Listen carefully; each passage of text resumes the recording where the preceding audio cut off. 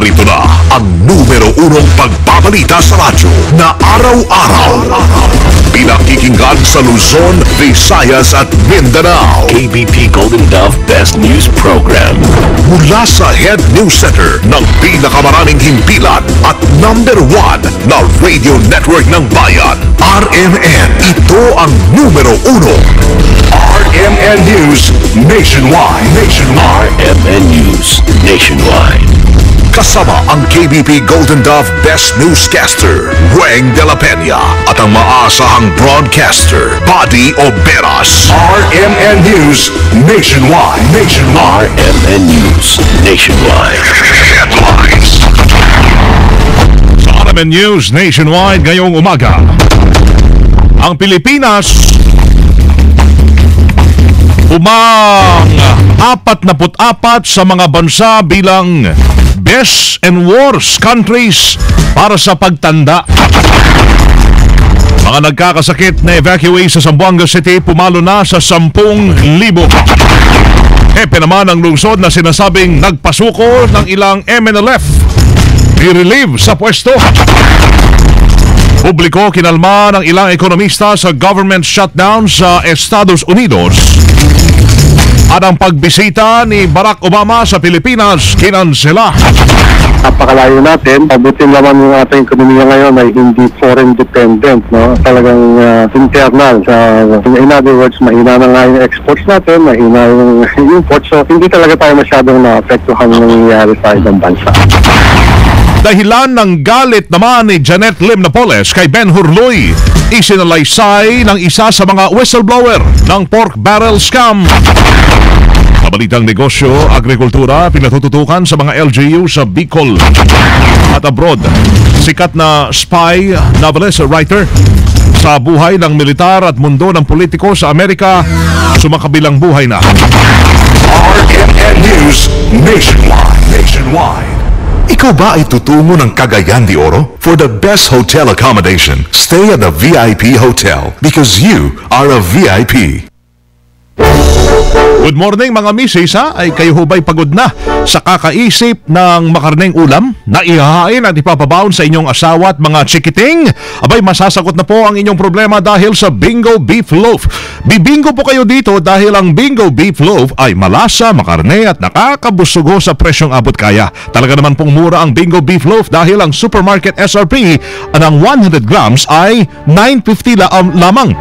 Pwede nyo itong iulam o ipalaman sa tinapay. Kaya swak na pangalmusal ngayon, pambaon sa eskwela at kahit sa pananghalian mamaya at hapunan. Halal certified po ang Bingo Beef Loaf kaya kahit mga kapatid nating Muslim, pwedeng i-enjoy ho ito. Meron din pong Bingo Meatloaf sa Bingo Beef Loaf at Meatloaf. Bingo na sa lasa, bingo pa sa savings. Kaya bili na ho kayo. RMN News Nationwide. Malaking mga balita abot sa bawat Pilipino saan man sa bansa. RMN News Nationwide. Buenos Dias, Pilipinas! Umaga ho ng Webes na ngayon, Oktubre 3, 2013. Ito ang numero 1 RMN News Nationwide. Ako si Weng de la Peña. Sa pangalan ni Barrio Beras, tayo po ay live na live sa DXKR 639 RMN Coronadal, DXMD 927 RMN General Santos, DXRZ 900 RMN Zamboanga at sa DYHP 612 RMN Cebu. Live international via www.rmnnews.com at WRMN New York, USA. At ganoon din ho sa lahat ng ating mga numero 1 AM radio stations sa buong bayan.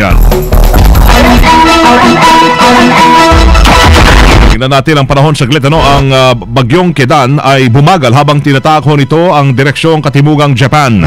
Ang sabi ng Pag-asa, huli itong namataan sa layong 700 kilometers sa silangan ng Basco, Batanes. Nasa 11 kilometers sa kada oras ang bilis ng bagyo papunta sa direksyong Pahilaga-Hilagang Kanluran. Nananatili pa rin nasa 105 kilometers per hour ang lakas ng hangin ng bagyo na may pagbugso namang abot sa 135 kilometro bawat oras. Wala pa rin direktang epekto ito sa bansa natin ang bagyo na yan, bagamat may gale warning na nakataas ngayon sa eastern seaboard ng Luzon, kung saan inabisuhan na yung mga maliliit na mga sasakyang pandagat na huwag munang pumalaot. Samantalay maging maulat naman na may mahina hanggang katamtamang pagulan at pagkidlat pagkulog sa Western Visayas at mga lalawigan ng Bataan, Cagayan, Zambales at Northern Palawan. Bagay namang hanggang maulap ang mararanasan ng mga taga-Metro Manila at ang nalalabing bahagi ng bansa maliban lamang sa pulupulong pagulan at pagkidlat at pagkulog.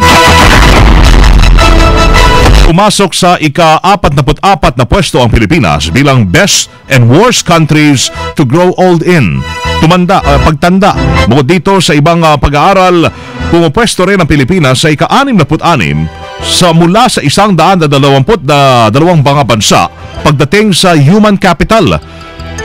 Ginawa ng Global Age Watch Index 2013 ang survey sa mga matatanda mula sa 71 mga bansa. Pasok din sa ika-73 pwesto ang Pilipinas na may sapat na pondo para sa seguridad ng mga matatanda. Nasa pang-70 naman pagdating sa health status, pang-17 sa napwesto sa employment and education, habang nasa 21 pwesto pagdating naman sa pagpapaganda ng kapaligiran. Ayon sa Global Age Watch, naging positibo ang naging resulta ng Pilipinas pagdating sa seguridad at sa health status ng mga matatanda. Partikular na dito ang pagpapalawak ng Senior Citizens Act of 2010. Nasa top 10 best countries to grow old in ang Sweden, Norway, Germany, Netherlands, Canada, Switzerland, New Zealand, USA, Iceland at ang Japan.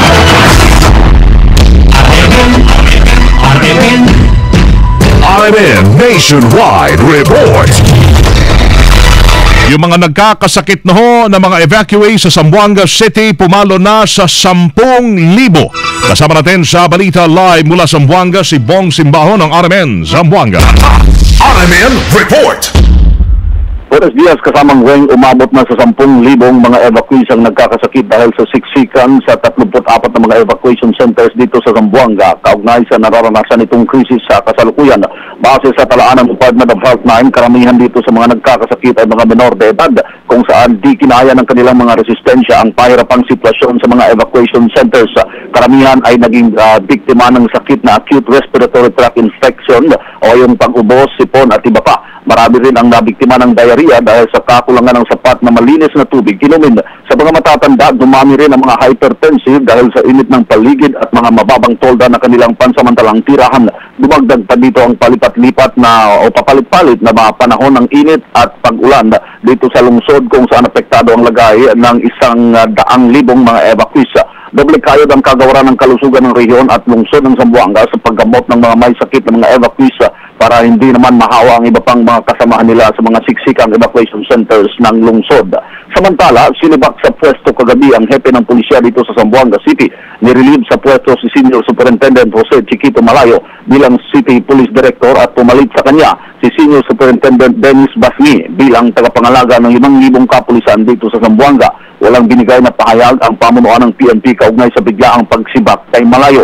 Magugunitang si Malayo ang naging kontrobersyal nang ito'y mabihag at nagpasuko pa ng 23 mga MNLF renegades sa kalagitnaan ng digmaan dito sa Zamboanga City na mariing kinondena ng mga mamamayang Zamboangueños na biktima ng karahasan dito sa aming lungsod.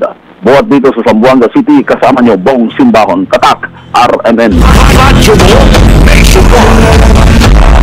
Samantala, kinumpirma ni Pangulong Noynoy Aquino na tinanggihan niya ang mga mungkahi ng pagdedeklara ng humanitarian crisis sa Zamboanga City. Ito ay kasunod ng hiling ng city government na payagan na muna yung mga international donors na magbigay ng pondo para sa relief at rehabilitasyon bunsod ng 3 linggong kaguluhan na yan. Tiniyak din ng Pangulo na may sapat na pondo ang pamahalaan upang tugunan ang pangangailangan para sa rehabilitasyon ng Zamboanga City. Nais anyang matiyak ng gobyerno ang sapat na bilang ng mga itatayong bahay, ang layout ng villages, ang layo nito sa mga commercial centers at iba pa. Sa kabila niyan, sinabi naman ng Pangulo na nagbahatid na ng tulong ang ibang foreign organizations sa mga naapektuhan ng kaguluhan sa pagitan ng tropa ng pamahalaan at ng Moro National Liberation Front. Philippine Marines magsasagawa naman ng pagsasanay sa Cotabato City para hindi matulad sa Zamboanga City siege. Kasama natin sa balita si Daisy Mangod, live mula RMN Cotabato. RMN Report. Plano ngayon ng Marine Battalion Landing Team 1 na magsagawa ng drill may kaugnayan sa paglusob o pag-atake ng armadong grupo tulad sa Zamboanga City Siege. Ayon kay MBLT-1 Commander Colonel Custodio Parcon, kasama sa isasagawang drill ang PNP at Philippine Army. Ayon pa kay Colonel Parcon, sa pamamagitan nito ay magkakaroon ng sapat na kaalaman ng bawat ahensya ng gobyerno, lalo na ang mamamayan ng lungsod, kung ano ang nararapat gawin at kung ano ang kanilang tungkulin o papel sa ganitong mga pagkakataon. May mga drill nang naisagawa ang MBLT-1 tulad ng bombings at kidnapping, at sa pagkakataong ito, ayon kay Colonel Parcon, mas mainam kung napaghahandaan din ang ganitong sitwasyon. Sa kabila nito, inihayag din naman ng opisyal na kampante siya na hindi kailanman mangyayari sa Cotabato City ang nangyari sa Zamboanga City. Kasama mo sa RMN Cotabato, Daisy Mangod, Tatak RMN. Radyo mo nationwide. Hindi dapat mabahala naman ang mga Pilipino sa nangyayaring government shutdown sa Estados Unidos. Ito ang naging pahayag ni dating Budget and Management Secretary Professor Ben Jokno sa interview ng RMN. Malaki kasi yung private sector sa US. Hindi naman ganun nakakabahala yun. Tayo naman napakalayo natin. Pabutin naman yung ating ekonomiya ngayon ay hindi foreign dependent. No? Talagang internal. In other words, mahina na nga yung exports natin, mahina yung imports. So, hindi talaga tayo masyadong na-apektuhan ng nangyayari sa ibang bansa. Nilinaw niya na sa halip ay dapat pagtuunang pansin pa rin ng gobyerno ng Pilipinas sa mga sariling problema nito. Kaugnay nito, una nang tiniyak ni Pangulong Noynoy Aquino na nakahanda ang pamahalaan sa posibleng negatibong epekto ng pag-shutdown ng gobyerno ng Amerika sa Pilipinas. Ngunit tumanggi naman ang Pangulo na idetalye yung mga posibleng implikasyon ng US government shutdown na yan dahil ayaw niyang lumikha ng pagkabahala. Nay pa rin yan na kinumpirma ng Department of Foreign Affairs na hindi na matutuloy nga ang nakatakdang pagbisita sana sa Pilipinas ni United States President Barack Obama ngayong October 11 sana yun. Ito'y bunsod ng partial shutdown ng mga tanggapan ng gobyerno sa Amerika simula pa noong Martes, October 1. Bagamat naunawaan naman ng ang pasya ni Obama, ikinalulungkot naman ni Pangulong Noynoy Aquino ang naantalang pagbisita ng American President. Nakatagdasan ng dumalaw si Obama sa 4 na bansa sa Asia, kabilang ang Malaysia, Indonesia, Brunei at Pilipinas sa October 11. Unang inanunsyo ang kanselasyon ng pagbisita ni Obama sa Malaysia.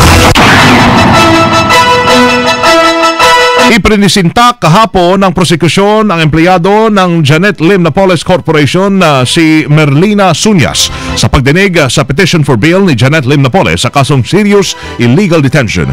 Sa pagharap sa Makati RTC Branch 150, isinalaysay ni Sunyas kung paano nagalit si Napoles dahilan upang ipakulong nito ang pork scam whistleblower na si Ben Hurloy sa isang kwarto sa Discovery Suites sa Ortigas Center. Ayon kay Sunyas, ikinagalit ni Napoles ang tila pagtatraidor ni Loy at inakusahang direkta itong nakipagtransaksyon kaya umano'y maliit na lamang ang nakukuha niyang pork barrel. Maging si Santos anya'y pinagmumura ni Napoles. Kasunod niyan, iniutos naman ni Napoles na ikulong sa isang kwarto si Loy at pinabantayan sa kanyang mga security. Ngayon din ay kinalughog ang aparador ni Loy at kinuha yung 40,000 piso nito at maging yung bank account ay pinahalungkat. Samantala, dumepensa naman si Attorney Lorna Capunan, abogado ni Janet Napoles, sa pagsasabing nagsinungaling ito sa korte dahil magkaiba ang testimonya nito sa sinumpaang salaysay. Itinagda naman ang susunod na pagdinig alas 2 ng hapon. Yan ay sa Lunes, October 7. Pagsasara ng mga kalsada sa Makati City dahil sa anti-pork rally bukas ay aagahan. Kasama natin sa Balita Live si Joyce Adra. RMN Report. Alas 10 pa lamang na umaga bukas ay isasara na ang kahabaan ng Paseo de Rojas mula sa kanto ng Ayala Avenue hanggang Sirenia Street sa Makati City. Ito ay bagamat alas 3 pa ng hapon, magsisimula ang anti-pork rally ng iba't ibang grupo. Ayon sa Makati Public Safety Department, layo nito na mabigyan ang pag-set up ng mga kagamitan ng organizers ng rally. Pagsapit naman ng alas 2 ng hapon ay isasara na ang magkabilang lane ng Ayala Avenue mula Makati Avenue hanggang Herrera para sa pagdaraos ng Million na People Who March at Ayala. Muli na mga pinapayuhan ang mga motorista na gumamit ng mga alternatibong ruta dahil sa inaasahang pagsisikip ng daloy ng trapiko sa Ayala, Makati. Kasama mo sa Southern Metro Manila, Joyce Adra, Tatak RMN. Radyo mo nationwide. RMN News. negosyo. Ako tayo ng Legazpi ngayon, yung agrikultura ay pinatututukan sa mga LGU sa Bicol. Kasama natin mula Legazpi, si Lea Barceliano ng RMN Legazpi. RMN Report. Iniyakal by Governor Joey Santos Salceda bilang Regional Development Council Chairman o RTC na kanyang susuportahan ang mga hakbangan Department of Agriculture sa 7 lungsod. 68 mga bayan sa Armanawigan ng Bicol Region kaugnay sa pagsusulong ng bagong mga seedlings at mga pananim ng Department of Agriculture. Sa lalawigan niya ng Albay ay puspusan ng kanyang kampanya sa mga barangay official sa ng mga lokal na pamahalaan at makaroon niyang magtayo ito ng crab. Layunan niya itong crab na pangalagaan at panawakin pagtingin ang pagtatanim ng iba't ibang uri ng mga mapakitaan pagdating ngayon ng 3 buwan, 2 buwan, 4 at 5 buwan na marilagibenta sa iba't ibang pamilyang bayan. Idinagdag ng gobernador sa pamagitan ng mga makabagong pananim ay maaarian niyang padugtungan at masagutan ang mga pangailangan ng mga mahirap na mga magsasaka sa mga liblib na mga barangay at kabundukan sa kanyang sagupang lalawigan. Hinikayat nito ang mga gobernador sa Masbate, Sorsogon, Catanduanes. Katawag na rin ang Camarines Sur at Camarines Norte na suportahan ang programa ng agrikultura sa riyon para matugunan ang pangailangan ng mga mahirap na kabarangay. Kasama mo sa RMN Legazpi para sa D6 558, Lea Barceliano, Tatak, RMN. RMN News Abroad. Sa Estados Unidos, sumakabilang buhay na ang spy writer at sikat na author na si Tom Clancy sa edad na 66. Hindi naman ay sinuwalat ang dahilan ng pagkamatay ng popular na manunulat. Pinasikat nito ang mga librong The Hunt for Red October noong 1984. Rainbow Six at Command Authority na pawang tumatalakay sa buhay ng militar at mundo ng politiko at maging yung libro na ginawa ring pelikula The Sum of All Fears. Nais naman ng pamilya ni Clancy na mabigyan muna sila ng privacy para makapagluksa.